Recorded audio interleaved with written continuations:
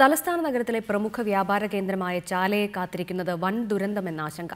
ചാലക്കമ്പോളത്തിൽ അപ്രതീക്ഷിതമായുണ്ടായ തീപിടുത്തം വിരൽ ചൂണ്ടുന്നത് ഈ ആശങ്കയിലേക്കാണ്. ചാലയ്ക്ക് മാത്രമായി ഒരു അഗ്നിശമന യൂണിറ്റ് ഇല്ലാത്തതും ഇടുങ്ങിയ റോഡും ചാലയിൽ ദുരന്ത നിവാരണ പ്രവർത്തനങ്ങൾക്ക് തടസ്സം സൃഷ്ടിക്കുന്നു.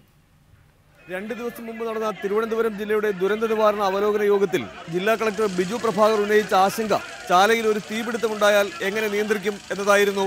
തൊട്ടടുത്ത ദിവസം തന്നെ കളക്ടറുടെ ആശങ്ക ചാലയിൽ യാഥാർത്ഥ്യമായി.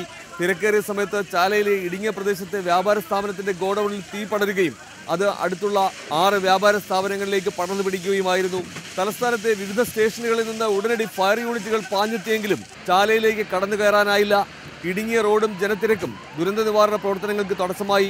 ഏറെ നേരം പണിപ്പെട്ട് ജനങ്ങളെ ഒഴിപ്പിച്ച ശേഷമാണ് അഗ്നിശമന യൂണിറ്റുകൾക്ക് ചാലക്കമ്പോളത്തിനുള്ളിലേക്ക് കടക്കാനായത്. മണിക്കൂറുകൾ നീണ്ട രക്ഷാപ്രവർത്തനത്തിനൊടുവിലാണ് തീ നിയന്ത്രണ വിധേയമാക്കാനായതും. ഉള്ളിലെ ഗോഡൌണിൽ പടർന്ന തീ അണയ്ക്കാൻ വെള്ളം എത്തിക്കാൻ കഴിയുമായിരുന്നില്ല. മണിക്കൂറുകളോളം പണിപ്പെട്ടാണ് അഗ്നിശമന സേനയും പോലീസും ഉള്ളിലുള്ള ഗോഡൌണിലെ തീ കെടുത്തിയത്. ഇതിനിടയിൽ തീ മറ്റ് സ്ഥാപനങ്ങളിലേക്ക് ആളി പടരാതിരുന്നത് ഭാഗ്യമൊന്നുകൊണ്ട് മാത്രമാണ്.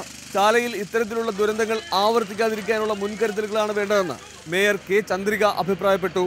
ഇപ്പം നമ്മൾ കൊടുക്കുന്ന എല്ലാ ലൈസൻസിലും ഫയർ ആൻഡ് ന്യൂസ് ഒക്കെ എടുത്തിട്ട് മാത്രമാണ് കൊടുക്കുന്നത്. ഇപ്പോൾ കൊടുക്കുന്നതെല്ലാം ഇതൊക്കെ തന്നെ പണ്ടേ ഇരിക്കുന്ന കടകളാണ്. ഇന്നൊന്നിനെയല്ല, രാജാവിൻ്റെ കാലം തൊട്ടേ ചാലക്കമ്പോളത്തിലിരിക്കുന്ന കടകളുണ്ട്.